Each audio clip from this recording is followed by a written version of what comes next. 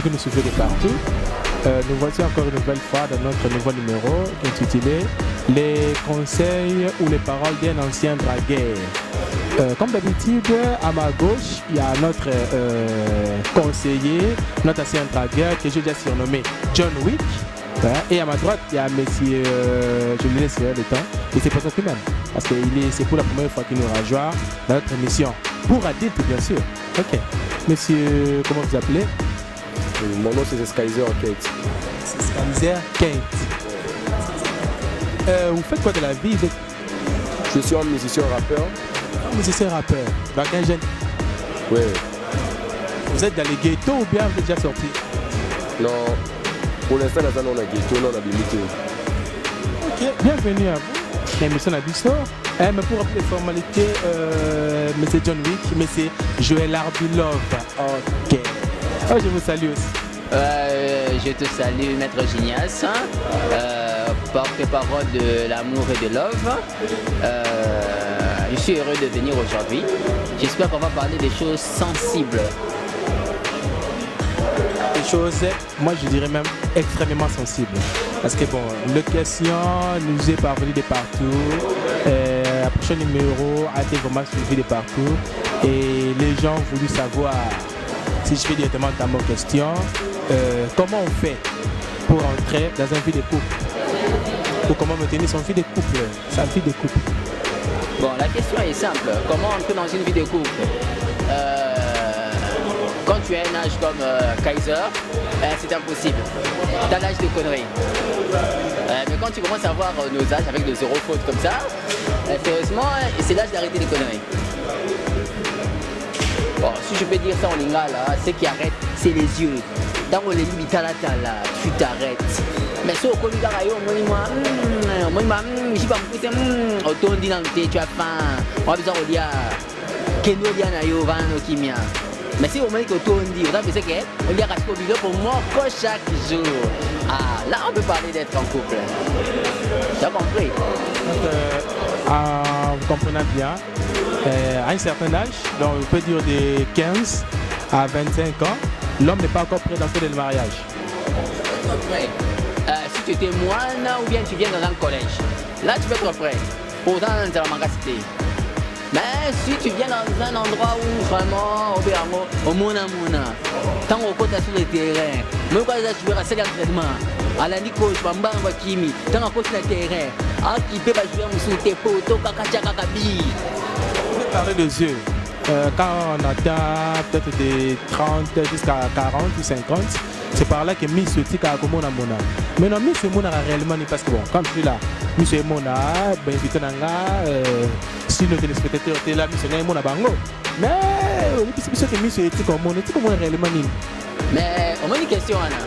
Naïb Sakaiser, Talabou. Dans mon ma belle fille, avec des grosses fesses là, ouais. Les autres vont m'en faire, c'est ça. Moi, dans mon total, analyse le qui wapi. Grosse fesse. L'autre a quelqu'un, on a sourire à Malonga. L'autre a quelqu'un, c'est caca bien.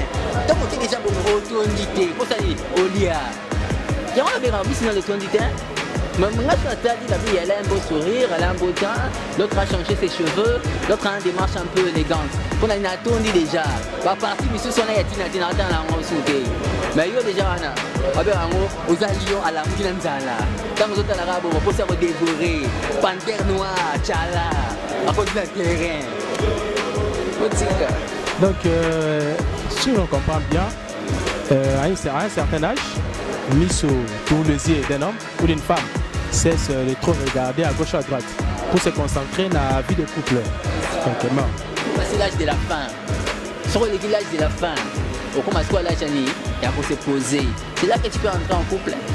Mes chers téléspectateurs, ça je vais te faire. C'est ça que j'aime avec John Wick. Il ne cesse jamais de me surprendre. Dans l'émission précédente, c'était la règle des 3 sorties. Les 3 sorties. Et maintenant là, il nous parle de la règle. Là, ouais, je vous parle de la règle de la fin. Vous rendez ce que vous nous notez, vous dites que tu perds un anzala. À part anzala, il est italiaga. nzoto pe ana nzala nango mais na ko expliquer biso nzala wana c'est réellement nini tina tuna na soki sina mutu pa Kaiser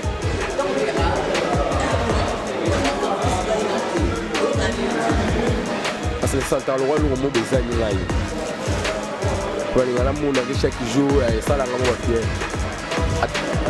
ala to continue biso tima na monde ay kaka Miss Italie et Moni wana se sentir moi vraiment bien attends wa biso ba musicien boy wala moi sina nda kuma wa uliko yibaka libanda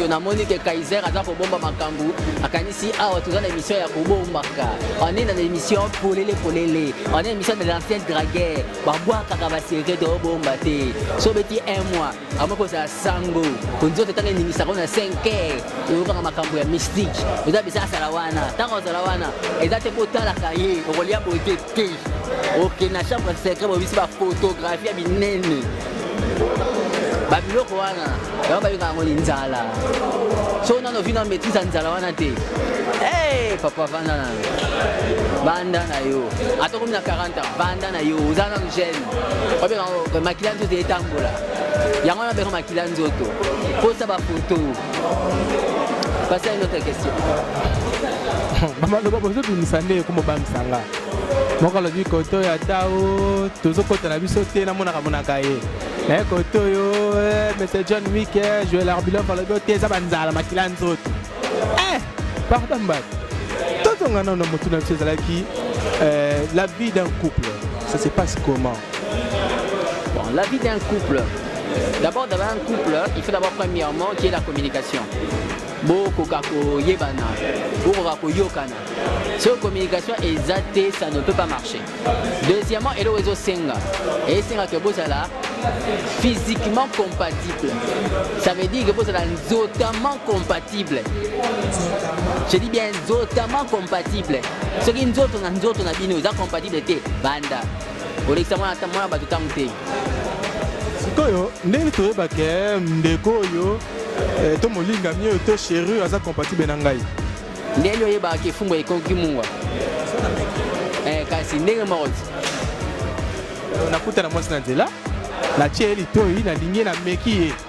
Soki esimbi na bandi, esimbi te na tiki. Oleki. Kasi songi na meki dize ke simba te, seke comme likambo te wana. Mais na tuna yo, soki apesi yo action meka. Seka moni yo koki. Mais si vous comprenez que vous c'est que vous avez un tondi te, beta na ntuko pe ozongeli. Biso penda mayele malamu, la musatiso. Po ndeko jour la bluff le long dirait azo que la balle na biso mawa. La kisa bango. Bon, comme ka petit ça mon ki koki. Mais yo meki, tu as compris que t'as pas alors t'as goûté, mais tu as réalisé que non, t'as pas bon, et ça numéro na oté. Mais dès que moi ça mona que toi vraiment tu es son modèle marque na yé mais ndeni mo bolo yé ba maître génial na tout na yo. Tant que ça na 25 ans. Ba non ta sapati ya 40. Mais si quand on comme il a 30 ans, ça pas dans 40 euros là tango. Mais tant on l'a dit sapati ya 43. Au moins on l'a dit. Mais tant comme il a 30 ans et cute. Il y a question ni beta tout ozongeli yango. On va comprendre. On a tiki yango akola toi za maturité tona kozonga mais ndeko moko mokili takinga lobanzi la baleki bazonga sute et bon wana eza nzela eza autoroute voie unique soko tie okemba la moko soko zongi de la deuxième voie tango zoki ozonga na deuxième bande liboso te de lopenza na be ba rotuna mituna ba na problème bande ko balandi ngai te bango ngana milongo na nganga ye ndoto zosa nazo naibi nazo na yebi na kozongela ye lobana nu surtout ça la ndenge pe lingana so déjà le koni bolo ba ke to ça la ni pe lingana le koni bolo bela wana ouais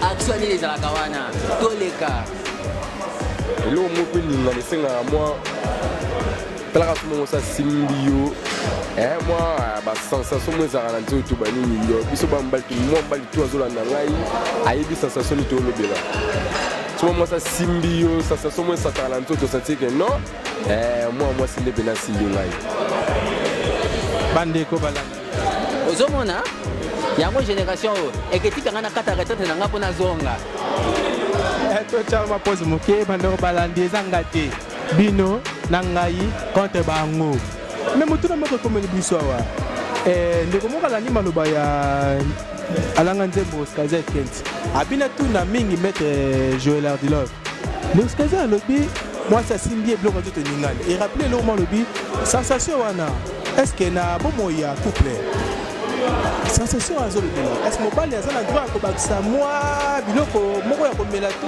ya ko baka tu anenge ko sensation wana za makasi papa vous avez besoin de mibali mais to botama ndenge moko te koyeba yango zwa métrage jana se koyeba kete oyo na ye buzandenge moko te alors ce monique par rapport ya mutu ko so kumba et c'est la vitesse à makasi mais kasi bakisa carburant yo sko lingi ka ko koti na nzela no so échec yebi ke nzela na ba so koti yango et c'est ngara te que station service za mopanzi faut cha plein alors ce qu'on code ça bibela mais la côté ça chargé attends pour maman bomi oleki orosé que c'est na suka